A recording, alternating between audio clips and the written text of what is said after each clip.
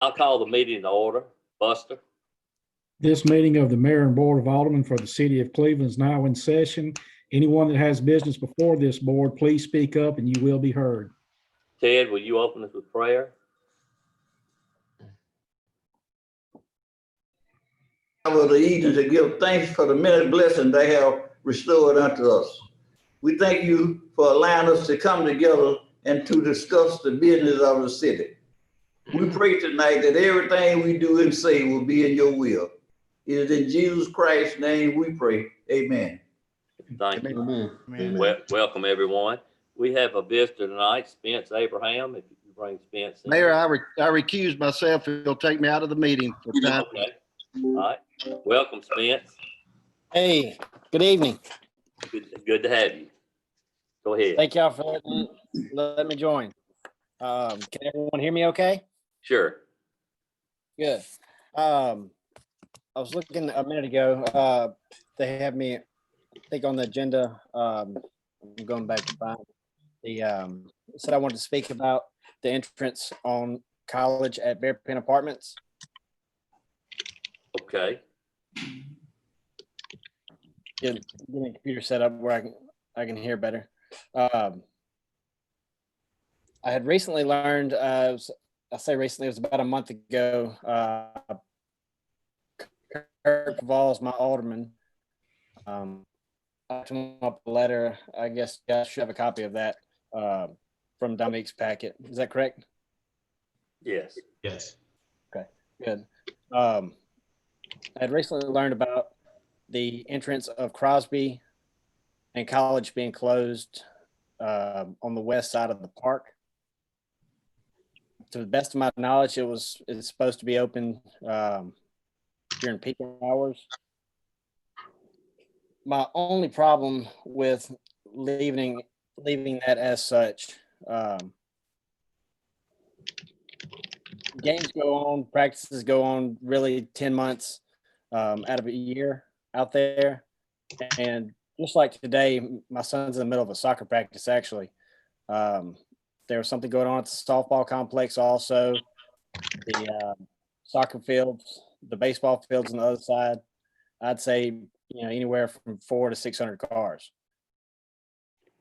If that entrance was not open when people were coming in and leaving, it would really make the other side of the park just really congested.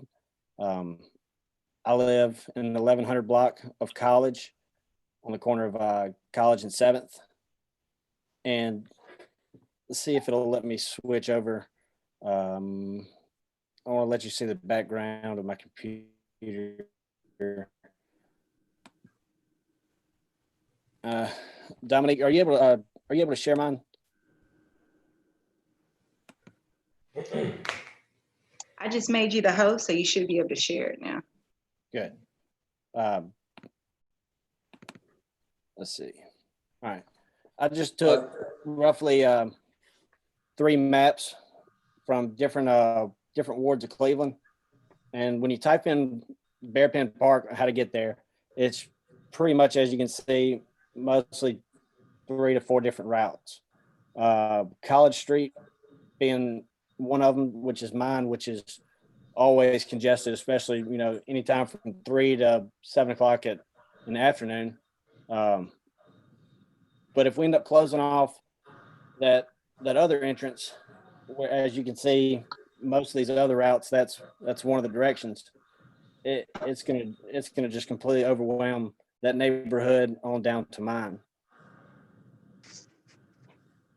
We have not done anything at this point, have we, Buster? No, sir, we're in the process of trying to get Brad Powell to put the gates up, but they haven't been. What was that discussion? A few months ago, is that when it came up? Why was the reason we wanted to close it at that point? The neighbors in the West Bishop neighborhood group had requested that that entrance be closed because of all the through traffic during the daytime and at night. Basically, we discussed that most of the people that go to Bearpin Park use the College Street entrance anyway. They don't come in off of Crosby Road. And that was the discussion that was had a couple of months ago. Well, how did that discussion start? Who brought that to the table? I brought it to the table because I was asked by the neighbors to bring it up. Okay. Was it- Jason, what is your thoughts? Yeah, well, the current gate that we're gonna try to put up right now, is where we can lock it and unlock it when we want to. So like Spence says, if we do have any type of event, games or anything like that out at the park, we could keep it open. We usually have a supervisor that supervises the parks out there that locks up the parks whenever they leave after ball games. So it would not be, I guess, any trouble at all for that supervisor to lock the gate after the ball games are over. And usually they lock everything up after all the people leave anyway. So it is something we can control. When there's nothing going on out there, any events, we can keep it locked the whole time. We can unlock it during the day while we're there. And if there's no events going on, we can lock it before we leave at 5 o'clock. So it is something that can be open and closed as we want to. Whatever the board cares, it doesn't matter to me. It's what's best for the people. I May thought may I say something? I thought the reason we had that discussion was to cut down on the night traffic. And I that- didn't think it was designed to prohibit the park while we had activities going on. no, sir. I agree with Gary. I don't know why, it's locked unless there's, and then Jason's people once any games are over, then they'll lock the gate. May I make a suggestion? Sure. What if we gated the east and west entrance and close it when the park is closed? Just like the cemeteries when they're open and closed daily. Why not close it? It solves the problem with the nighttime traffic, and it also helps with the flow of traffic like it is during games and practices. The only problem is if you close that east gate and somebody's going west on College and they get to the end and that gate's closed, how are they gonna turn around? I mean, everybody's Somebody's driveway. In somebody else's driveway, yeah. Well, Right. that's on. I did look at that on the Crosby side. It should be no issue there for vehicles having to turn around because they'll just keep going. On the east side of the park, it does look like where it could easily be made a turnaround point right into that grass area on either side before the gate. Make a designated turnaround so they're not pulling in anybody's property. Jason, you have thoughts here? Yeah, I have gotten a few estimates, just to kind of see what it would cost, and I can send that to everybody, on getting some gates that are automatic that would open up at, let's just say we could set it whatever time we wanted to, 5 o'clock in the morning, they would open and they would close at 10:30 at night or something. I did get estimates on 2 of those. I did talk to Buster briefly on that. We're just concerned of putting that in there and somebody coming and tearing it up pretty quick. So it is a lot of money. It is a good bit of money, but it's just if we're going to take that risk of, I guess, it breaking or somebody running into it instead of getting. So I guess that is an option. Okay.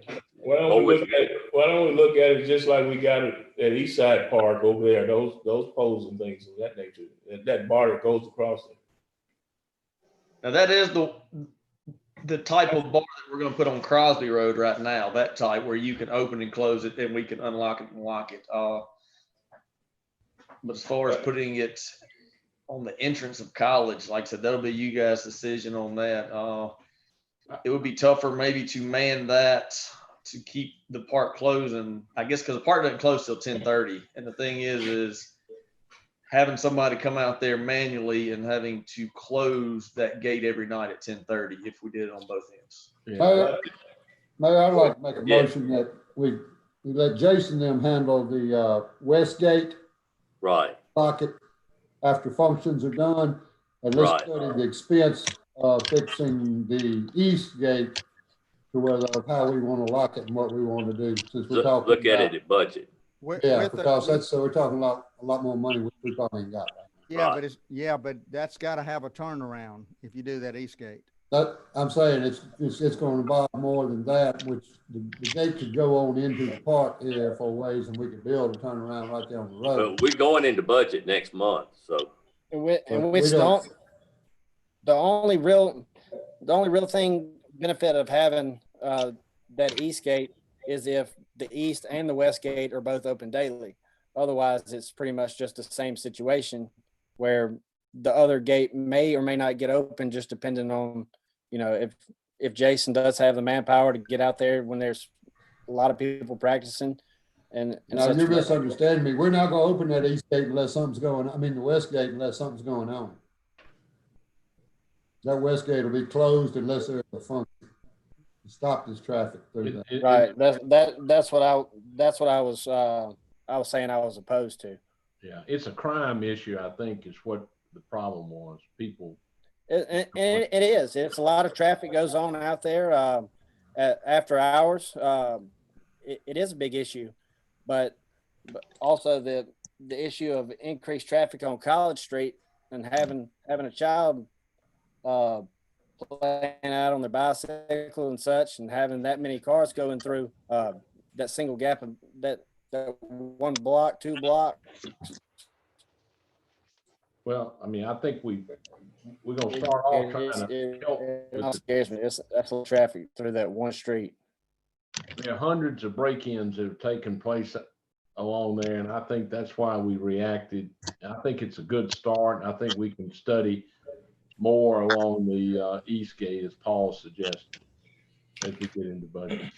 But Mayor, I think we all, if Paul made that motion, I second it. Okay, Paul made the motion, Gary second. All in favor? Mayor, before we vote, let me make an inclusion in this. And Jason, while we're doing that study for that particular part, you might as well include Amity Moore too for that bracket vote. Okay. Yeah, Amity Moore, I guess, is a little bit different. I would say there's a lot more entry points into Amity Moore than there is to Berry Pin. Really, there's just two. They're not going to drive across that hump. That's a ditch there. They ain't going to drive across. Yeah, we could definitely look into putting one right there at the very, very front of that, though. Yeah, we can. Okay, Paul, back to Paul and Gary's motion. All in favor, say aye. Any opposed? Okay. Spence, if you were to turn me back to the host before you get off. Thank you. Thank you, Spence. Thank you. Thank y'all. Appreciate it. Dominique, you may have to. All right, so if you hover over my face and then there is like 3 little dots, you click on that and then you should see where it says make host. Should be changed. Got it. Thank y'all. Thank you, Spence. I'm bringing Alderman Abraham back. Okay. All right, public hearings. Yes, sir. I'll begin. 631 North Bayou Avenue, Melanie A. Jordan. 629 North Bayou Avenue, Jordan Properties Limited. 506 Yale Street, Jordan Properties Limited. 1715 Deering Street, Eric S. Ho. 701 North Davis Avenue, Suite G, AG Risk Investors, Inc. 720 Ruby Street, Nancy Lynn Williams. 1604 Terrace Road, Ronald Keith and Kelly R. Dye. 305 Fayette Davis Avenue, Lauren Carroll Cottonwood. 624 Pearl Avenue, Moselle Blockett. Those are the ones indicating no progress, and they are available for you to make a motion and second to adjudicate. So moved. Robert made the motion, Ted second. All in favor, say aye. Okay. Is that it, Danny? Yes, sir. Okay, Clinton, engineering. Yes, sir. How are y'all doing tonight? Good, thank you. Good. So as you know, it's summertime. We had a little bit of rain here and there, but for the most part, everything's going well. Construction is nonstop every day, as you can see with the streets, especially putting out the light poles. But I'll start off with Fiducia Park. As you know, sir. So Clinton, point of inquiry regarding how we take these up. Can we take them as a group, or does he? Oh, yes, sir. You can. I was gonna wait to the end and ask to submit all these for approval. But I didn't know if y'all want me to give y'all an update or not on all these projects. Give us some updates, please. Like Ed Davis, well, all of them. Yes, sir. So I'll start out with Fiducia Park. As you can see, they've already started construction. They started the construction of the pond and using that dirt to create the soccer fields. They've kind of run into a little snag with the rain, but as soon as this dries up a little bit more, they'll get back right to it. Also, last week we accepted bids for contract 2. On the 2nd, the low bid came in with Timbo. He was noticeably lower than everybody else.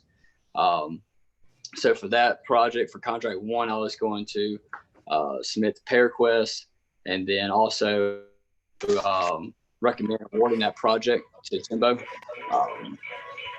Highway 8 and 61, we're moving along pretty well. They have all the pole bases on all the way up to Firestone on both north and south, and then on the south side from Firestone all the way to Burger King. And then starting next week, they're gonna wrap back around and go from Burger King all the way to Firestone, the north side. Buster's doing a great job with everything, with the speed and everything.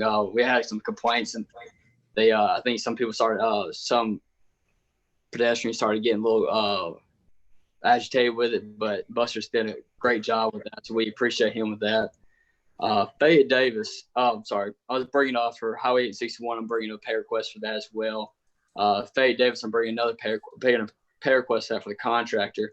Everything's moving well. They have gotten the south bypass pipe in, and they're working on the north side, trying to get that in. They're also working on the sheet piling so they can start digging out that existing storm sewer system.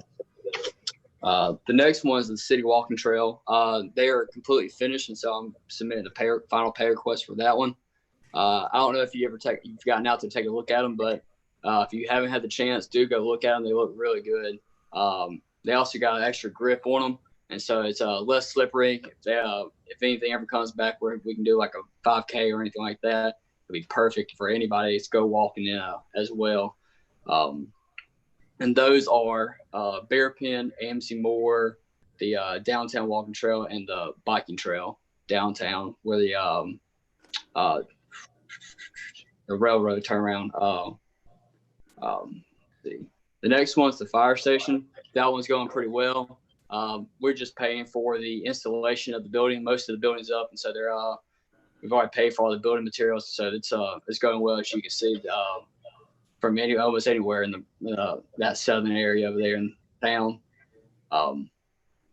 Rosemary Road, we have begun surveying that project.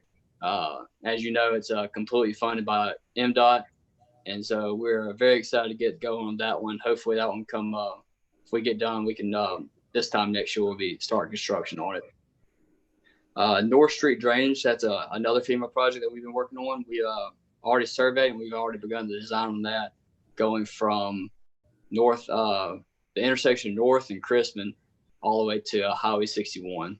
That area is a very troubled area when it comes to flooding. A lot of businesses get hurt that way, and so hopefully we can alleviate all that flood water. Citywide water meter replacement. I'm bringing a pay request for that. For contract 2, that is. The contractor's making great headway. I think we're almost done with a second book, and so they're moving right along with that one. It's looking good. Everything's turned out pretty well from our end. And the next big lump item is the drainage projects. We've been able to knock out a lot of projects for drainage areas, as in Pearl Street. That one came. As you can see, we put the totals of all these projects that they cost so far, with South Bishop being completed.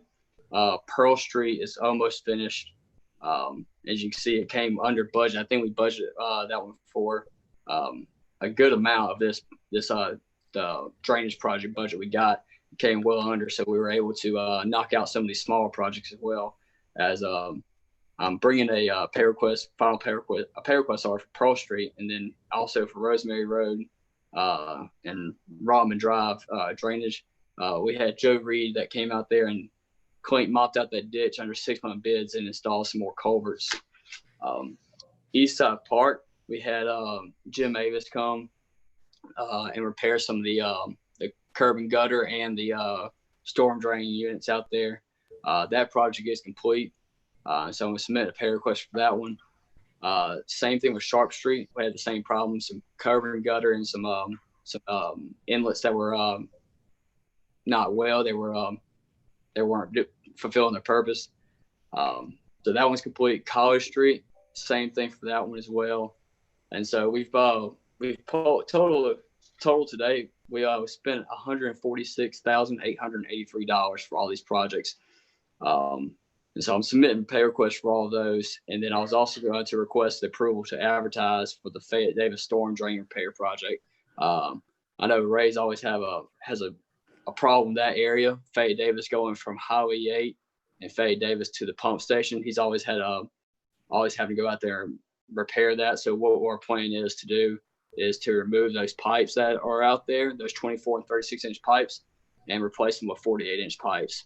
And so we want to request approval to advertise that so we can put it in next week's paper.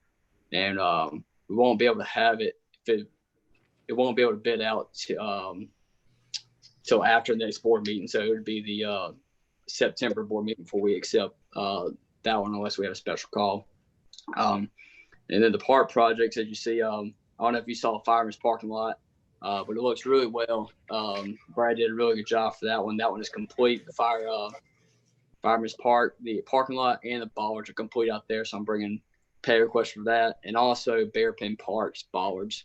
That is complete. So I'm thinking I'm bringing a final pay request for that one, and then also for the Park bollard one, their next one is Amzie Moore.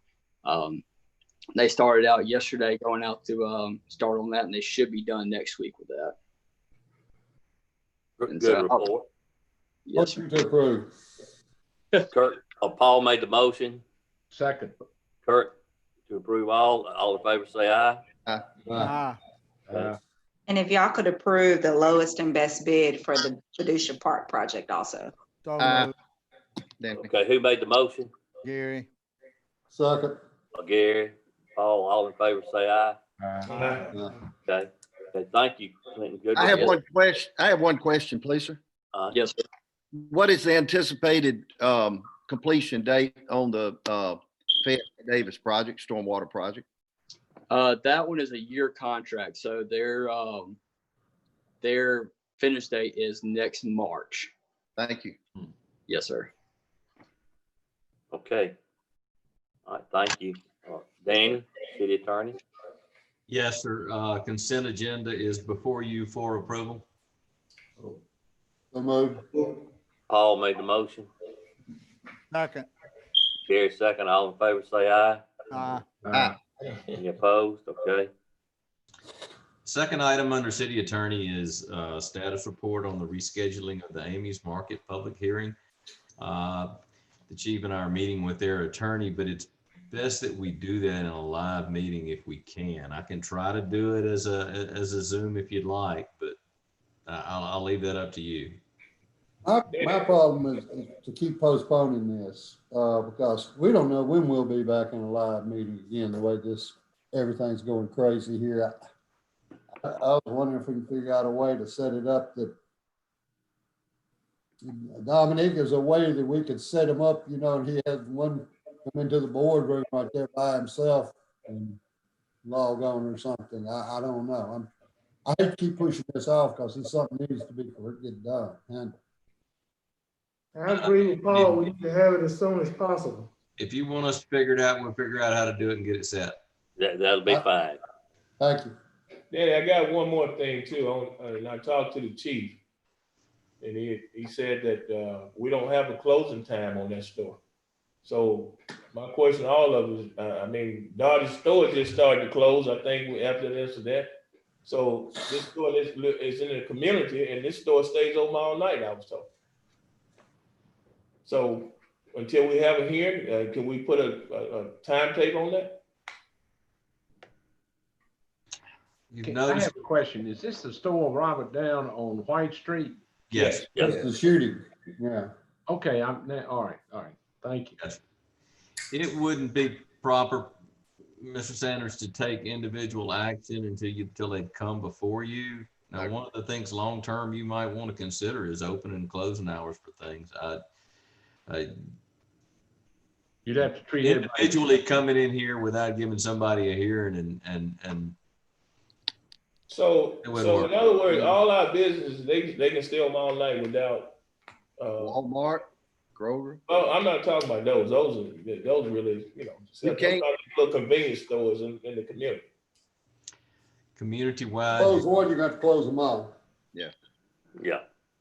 said better than I could, yes.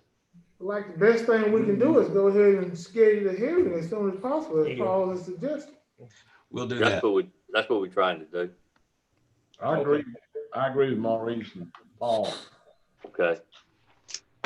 All right, where are we, Danny? Have for you under item 3, under the attorney packet, there's a lease. Y'all previously received someone exercising an option on this, and then there was some delay, and they've come back and they want to do it. I have a redone lease there, submitted that Kirkham, if it's all in order with the airport, it would be in order, a motion to allow the clerk to sign. I will so move the adoption of this lease agreement. It is a very positive thing for the airport. It's going to involve the construction of a large new hangar at no cost to the city, and we'll get, this is everything we are doing in this lease was agreed upon in the original lease, and the option that the airport commission approved and this board approved several years ago when Blues Air first leased the property where they are. So I make the motion to adopt this lease agreement. I second the motion. Danny second. Kurt Can I made a ask- motion. can I All in ask- favor, say aye. Can I ask a question, please? Sure, excuse me, Gary. You know, I read it today. Is it essentially the same terms and conditions that we have in these other leases, Kurt? It is, it's, our leases for the existing hangars, which are small hangars, are totally separate class. But, yes, we charge per square foot That's of all. land. Just so we won't have a repercussion from other. No, we're other lessees. consistent. You know Pete's checked it out. Okay, we got a motion. Completely and a consistent second. with the others. Motion and second. All in favor, say aye. Okay. What else, Danny? Mr. Mayor, the only other things I have are for executive session. I did want to, while I was here, I was at least going to get it away to you. Newest attorney in our office, Bethany Tarpley, is here. You may see her anyway, that's a short introduction. The rest of what I have is for executive session. Good, look forward to meeting. Hey, Danny, one last question. In your number 1 there said that we could be more restricted than the state. Yes. COVID-19 period. Are you saying that we can go ahead on and implement the wearing a mask at all times or what? Yes. When entering these buildings? Regardless of what the state orders, you can be more restrictive if you find a need. You're under a local emergency. Yeah, I like for instance, your order here recently, you took on June 17 and you maintained certain restrictions that the state was easing and set that at 10 o'clock. And then after study and seeing how that worked last week, you moved that to midnight. Most of these items are within your discretion. I like to I know you can talk to the doctors and you can get the pulse on the community, and your police department gets a confidential report of where people with active cases are. So they give you the discretion to be more restrictive. I like to Any make question? out of respect to our city employees and things of that nature, and inside these municipal buildings, that anyone entering inside a municipal building must have a mask on. Actually, Mr. Sanders, the mayor is covering that by, I believe it should be by that executive order for city employees. Yeah, we're implementing that. Okay. It's already required, I think. Well, Yeah, I think it's gonna be required, and Buster, I'll go on and make this report that Buster and Greg and have gone to all the stores again, and we have gone over, it's still under the same mandates as before. And I heard from several of them today, and they do want to comply. I think that the hardest thing is getting people to comply. Everybody would rather tell you no when you ask them to do something now. So anyway, we're trying hard. Buster, do you have any comments? Yes, Working sir. diligently. I have one officer that's tasked with, that's all he's doing is riding around checking the stores for compliance. And he's doing that all day. In fact, he gave out 2 verbal warnings today, and they have been put on notice that if we come back, then they will receive a summons for it. Well, I think we're receiving a lot of calls from that, but I know they're doing the best they can. But in that municipal court, I had a chance to go there and visit, and all those people that come in that has cases inside our municipal court don't have a mask on, and that's really putting those people that are judge and everybody in a bad situation. Buster, would you look into that and make sure that wear a mask if they come in there? Yeah, I had a motion on the floor, man. Do what now? I said I had put in a form of motion if y'all. Oh, okay. And the motion was what again, Robert? That everyone entering inside the municipal buildings. Gotcha. Yeah. Okay. All right. Second. Second. Okay. Paul, all in favor say aye. Aye. Okay. All right. Excuse me, Robert. Okay. All right. Lost my track. Kenny. Good evening. I don't have anything outside of my monthly report to report this month, but if anyone has any questions, I'll be glad to answer any questions if they have any. Kenneth, this is Danny. Yes. Mayor, I've had numerous complaints about cars parking in the yard on North Bow. Anything we can do about that? A lot of times, the problem is they're doing it at night, Kenneth, which we can't do anything about it at night, but police can. They doing it in the daytime too. Yeah, they're doing it at daytime as well. North Bow is out of control, and it's been out of control, and it's getting worse and worse. The whole thing's getting hard. It is. Yeah. Buster, you making note of that too? Yes, sir. Okay. Thank you. Okay. Hey, Kenny, can you start implementing your report, the number of citations community development is issued for those to these people that they're talking about? Kenneth, did you hear Robert? Excuse me. I heard him, but I didn't hear all of the question. Go ahead, Robert. I wanted to know, could you implement in your report the number of citations that's being issued? You know, Sure. all these complaints as far as the nuisance and things of that nature. Sure. Yeah, we can keep up. We do track that monthly. And that can be incorporated in there, sure. Also, Okay. Kenneth, can you give us a report on apartment inspections? It's in there at the bottom under the Is it? certificate of occupancy inspection. It includes the commercial and the residential that Okay, we've done monthly and year to date. okay, thank you. I have a question, Mayor. All right, Kirkham. I would like to know when the next Heritage Commission meeting is. I'd like to attend it. It's supposed to be next Tuesday. Tuesday. What The time? commission is trying to meet in person, and right now, you know, they're trying to find a location. And I'm thinking we still need to do virtual to get that done, but it's supposed to be Tuesday at 4 o'clock. 4 o'clock. Will they do it Not by 4 o'clock. Zoom? That's the way we've been handling all the rest of our other board meetings. It's been Zoom, but the staff in charge want to have a live meeting. Well, could you send out to the clerk and she can notify us as to the status of next Tuesday? Sure. If it's by Zoom, anybody on the board could participate. That's correct. And I will do that. I look forward to getting that email from the clerk. Thank you. Okay. Okay. Lisa? Can't hear you.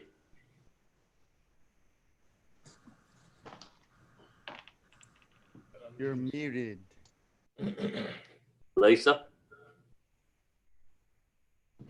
Lisa looks mighty comfortable, but I can't hear her. Lisa, you're muted.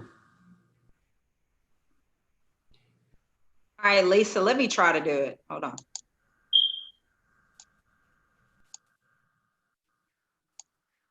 Lisa, look in the bottom left-hand corner of your screen. She's muted, she can't. Can she hear you? There it is. Did it work? Did you Yeah. hear me? Yeah, yeah, I got you. Thank you. Sorry, I'm very sorry. Okay. You all have my report. My monthly report mainly, I guess, was about trying to reopen the museum, and I've struggled with it, trying to come up with some sort of workable, safe plan. And since I gave you that report, or since I submitted it, I think the numbers on coronavirus have increased even more. And so I need your input. I have more than one problem because not only, you know, are there have to be some measures in place based on all sorts of factors, based on the governor's orders, our local orders, health department orders, et cetera. I have model train engineers who don't want to come back right now. And so I'm sort of in a situation where I'm not real sure what to do. I think we just hang on. Those guys are older, and I can understand their thought process. So just kind of stay abreast with Dominique, and it's City Hall. We do reopen. We'll look at that too, Lisa. Okay. You're doing a good job with everything else you're doing. Thank you for that. Thank you. I am keeping busy, but and I am trying to figure this out. I had thought we would open when the Grammy did, but after talking with Emily and talking with other people, I realized, you know, I'm only one person, and we don't have the same setup. We don't have the same abilities and capabilities to do that. I don't have the same physical layout, et cetera, et cetera. So I thought when City Hall opened, and now the numbers are just jumping again and increasing. And so we'll just play this by ear, I guess. Play it by ear. Is right. Okay. Okay. Thank you. Thank you, Lisa. Buster. Yeah, I have my monthly report. I just have a couple of other things unless you have questions about the report. First thing I'd like to bring up is our use of force policy. You should have in your packet a copy of it. There's one section that we need to delete out of it. It's been in it for several years. It's based on the president's mandate, and that's the use of lateral vascular neck restraints. And I would like to remove that from our motion to remove it. Paul make the motion. Second. Danny second. All in favor, say aye. Aye. Okay. Second thing is the Mississippi Department of Homeland Security gives out grants every year. We got one last year to get metal barricades. It's a 100%, but it's a grant, but it's a reimbursable grant. We have to pay for it up front. I would like permission to write for this grant again this year to try to get some thermal imaging cameras. So moved. You guys already approved it as part of the consent agenda. You Okay. guys already approved it. Okay. Next thing is the cameras, poll cameras, give you an update on that. Jason Shaw and myself have been working on that.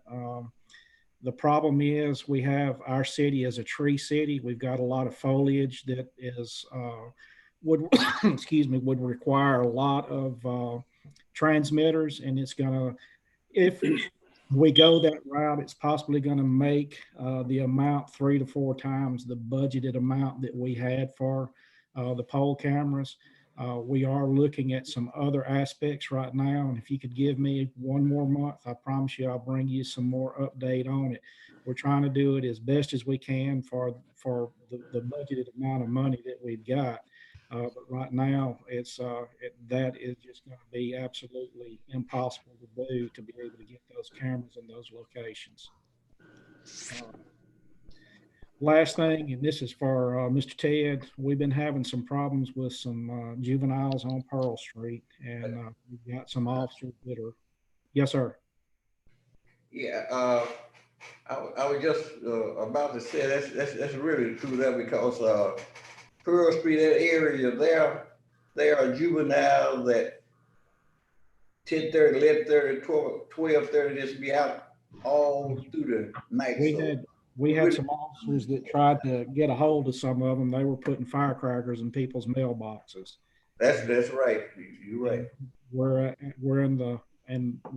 doing what we can to try to identify these kids and get them taken care of. And I just wanted you to know that, yes, we are aware of it and we are working on it right now. One other thing, Buff, I want to ask, enforcing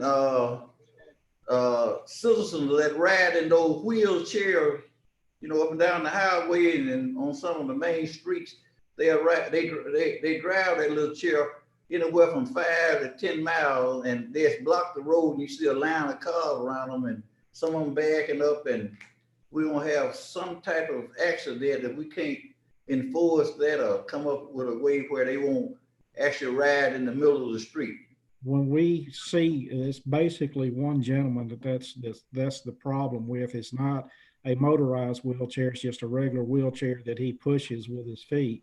When we see him out in the highway, we try to get him directed off the highway. A lot of times we can get him directed off the highway, but as you know, 15 to 20 minutes later, we see him back on there. So it's an ever-going problem that we have, and I'll see what we can get done about that. I don't know of anything off the top of my head right now, but it's something that I can research and see what we can get done.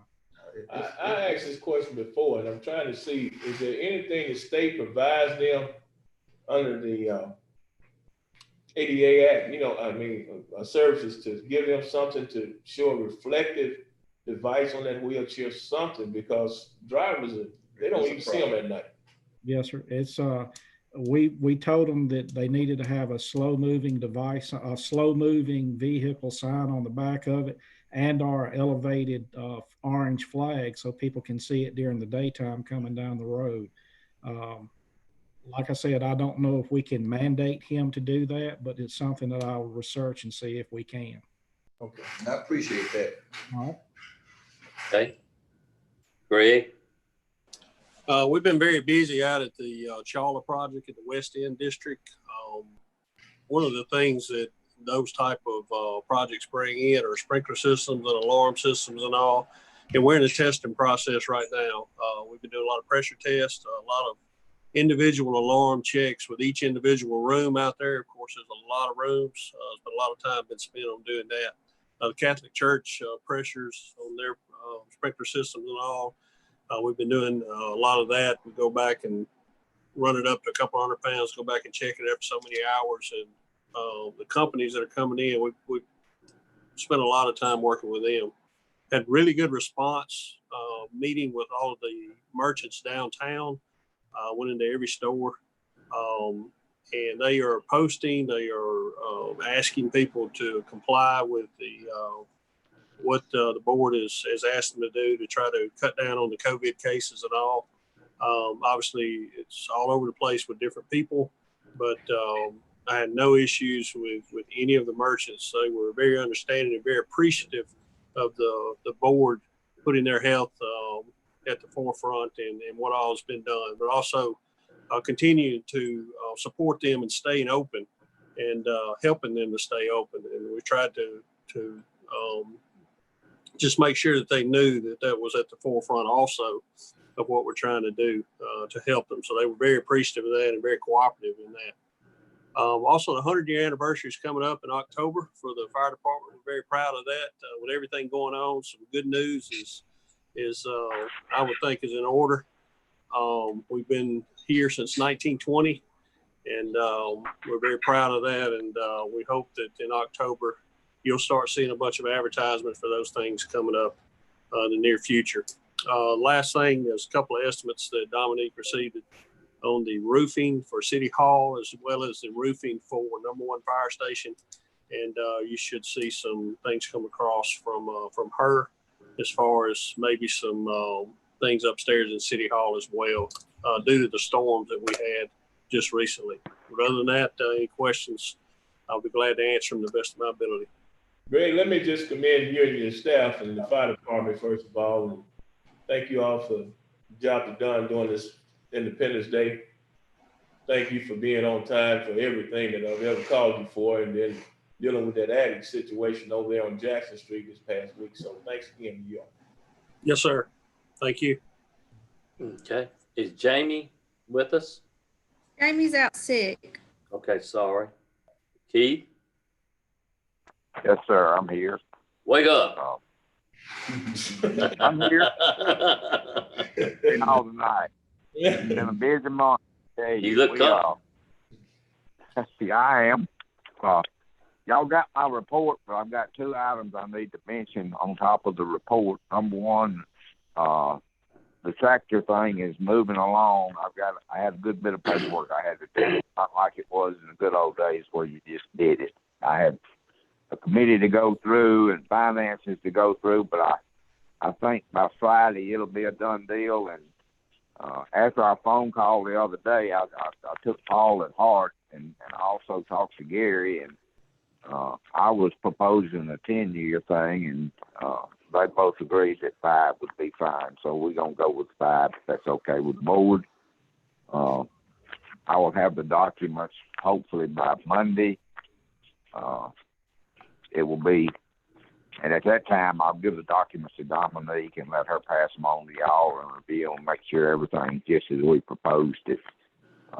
And we'll go with the tractor if that's okay with y'all. The low bid was Boyle Lumber Company. They came in about $5,000 or $6,000 on the other folks. All the tractors were identical, and they've got good service department. They're right there close to us, and I think they will serve us well if that's okay with the board. The second big thing I've got, there's 2 pandemics going on in this country right now. Of course, we all know about the corona, but we've got a sewer rag pandemic, and it is absolutely eating us alive. We've got 3 stations as we speak that they're struggling. We've got 2 on the west side interceptor, which are, one is at Tibbs, right in front of Dr. Tibbs' house. The other is at the end of Terry Street. Both of those stations were installed 38 years ago. The pumps have really taken a beating, and these rags have just really put an end to them. So we're in a situation where we're fixing to have to replace those pumps. Josh and I have been working on it, and Dominique has been working on it, and Gary has had some input. And we have found the money to replace them, as well as the Shelby station, which sits right behind the library on Shelby. It is one of the 3 original pump stations that was installed in this town. I don't know how many years ago. It's the big green round ones. There's one on Shelby, there's one on University, and there's one behind the old Sunflower grocery store. This Shelby station has got 2 crane dimming pumps in it, submersibles that have been there for, I'm guessing, 40, 50 years maybe. They are non-replaceable. Crane dimmings can't even be bought anymore. There's no parts to be had for them. We get a lot of flow through that station, and this is one that Josh has really been pushing to rework. So it's our plan to rework those 3. And like I said, we've been working with Dominique and talking with Gary. Pete, did you get your quotes yet? Yeah. On the pump? Did you get your? Yes. Do what now? Did you get your quotes on those lift stations? Yes. Yeah. Were they any higher It's, than were they any higher than what you told me and Dominique? No. No. Well, we They're- Mayor, we actually, Clint reported a while ago on a couple of those drainage projects. They've come in under budget, and we actually got some of that money we can use to fix those pumps. That's great. So tonight, it's more so a question or approval for the reallocation of bond money for the replacement of these pumps. That's Okay. I make Gary? a motion we reallocate that money to fix these pumps. Gary, Right. Paul, all in favor, say aye. Okay. Hey, Keith. That's about all. That's about all I've got. I just wanted to update y'all on our little high school pump station, which is on Merritt Drive, right behind the high school, which rarely causes any problems. But the last 10 days, all of a sudden we've been hit with rags there. The first time around, we had tennis balls and rags. I talked to Gary today and told him we pulled it today, and we had pumps full of coronavirus face masks. Somebody has started flushing their face mask. So, gonna try to narrow it down and try to contact some folks we know about where they're coming from, but I'm not willing to say. But gonna approach them and hopefully we can nip this in the bud, because we've had to unchoke those pumps 3 of the last 5 days. Mayor, It's really. Mayor, I don't know how we can do this, because we don't, people don't read the paper as much as they used to. I don't know if we need to put it on our Facebook page or something. We have got to ask people to stop flushing everything they own in their toilets. It's absolutely killing us. We don't have a paper we print for one day, Gary. What paper? We got one paper in town now. So we got to do something better with the media outlet. I mean, now they're flushing masks down the toilet. Yeah, it's ridiculous, and we need to get the word out the best we can. I know it's just not getting there, like a lot of things. Hey, Key, right there, Pearl and Ruby, let you guys know, someone got to do something with that. That water standing up in that street like crazy. Okay, I'll check it in the morning. All right, thank you. Okay. This rag thing has become a nuisance, and it really is a nuisance. It's, it's aggravating. It takes a lot of labor and what have you. But more than that, these pumps are not made to be pulled once or twice a week. Those bolts and bolt holes only have a certain length of life, and every time you have to pull a bolt out and put it back in, it's not too far down the road where the bolt holes are watered out. You have to retap them, and then you run out of space to retap. So it creates major problems. But I think I'm like Gary, we need to find some way to get to the public with this thing and let the folks understand the cost that's associated with these rags and these sewer pumps. Right. But we're going to keep doing all we can do, and we have installed some emergency bypasses on about 3 or 4 stations in the last couple of months, where when these rags get to the point where they destroy the pumps, it only takes us about 30 minutes to get our 6-inch portable pump over there and hook it up and bypass the station legally and not disrupt service. So we have got that in our favor. I understand. Stress more to them that if it doesn't stop, all it's going to do is run up water fees and sewer bills. That's all it's going to do. That's right. Yeah. But that's all I've got, gentlemen, and I appreciate y'all bearing with us. We're gonna do the best we can. Thank you. Ray Bell. Ray Bell. You on? Good evening. Good evening. How you doing? Y'all have my report, and the only other thing I have, other than my report, I need the approval to accept the lowest and best bid for the storm water drain skater system that we had approved back at budget time, and to have the bids. I gave those to Ms. Dominique. I just need approval to be able to go forward with getting those installed. Paul, Danny, all in favor say aye. Aye. Okay, thank you. Anything else? Okay. So unless y'all have something for me. Question? Okay. Clint? Good afternoon, everybody. I don't really have too much for you tonight other than what's in my report. Just going to say the ramp expansion is complete and is open and looks great. And Roy Collins is on site, and they're starting on the repairs to all our buildings that were damaged earlier this year. So just wanted to give y'all a heads up on that. Other than that, I've got 4 different pay requests tonight for various projects. Make a motion to approve. Gary made the motion. Paul second. All in favor say aye. Aye. Okay. All right, thank you. Jason? Mayor, may I ask a question? In regard to the storm, Clint, was that the January storm or the April storm? The January storm. Have we received our insurance check as well? Yes, sir. We've received it, and Josh and I have gone back and forth, and Dominique with the insurance, and they actually came back and gave us a little more than they originally sent us. And in talking with their agent, as we complete these different repairs and make improvements, we can submit those invoices, and we can possibly get even more money back. With proper documentation, you can. Good job. Good job. Okay, Jason. I'm gonna run through my report real quick. So we started softball and baseball season last week. Those seasons will run through the end of July.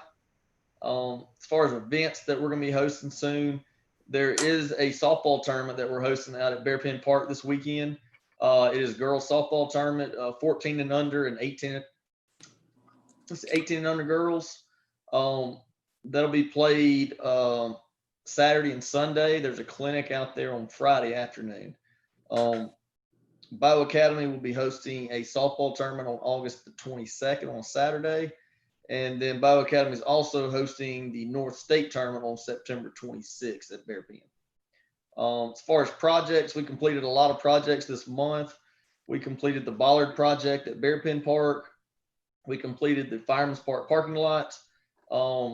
We converted the Park Commission gym to LED lights. We actually have a new Sterling Anderson sign at Sterling Anderson Park that we put up this month.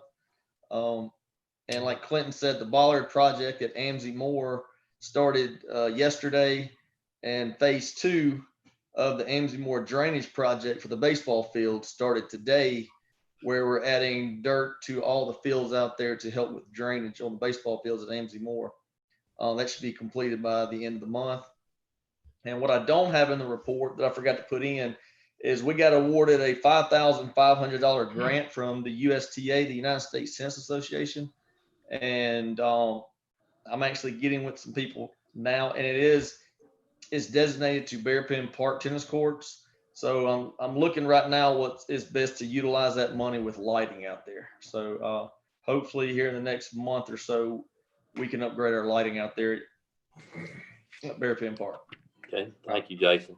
Speaking of lighting, did the chief talk about this lighting situation over our parks? And he had a chance to be out the other night. We had that situation at Amzie Moore Park, and he's concerned about the light as well. And I told him that was one of the things that me and you talked about, and these parks are just too dark. You know what?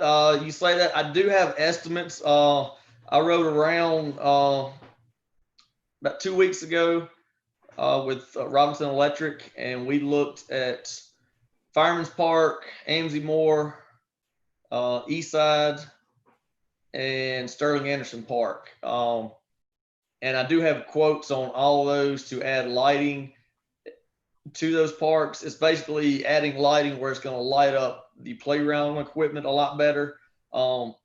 As far as firemen's, we have lighting that's going to amplify back towards the parking area as well. But I do have quotes on all that, and trying to see if we have enough bond money after we get through doing all our projects to maybe complete the lighting project as well. Mayor, I've got a question, please. Okay, go ahead. Jason, when do you plan on resuming your advisory board meetings by Zoom or in person? Or have you said anything yet? We have not said anything yet.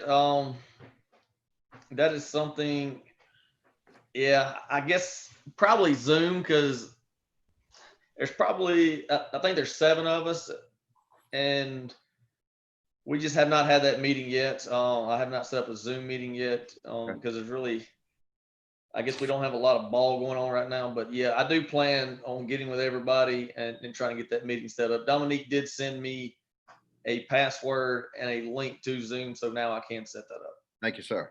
Thank you. Mayor, I had one question. I have, of course. Go ahead. Okay. Go ahead, Maureen. Jason, I think part of your problem will be improved with the lighting in Amzie Moore Park if you would cut some of the foliage.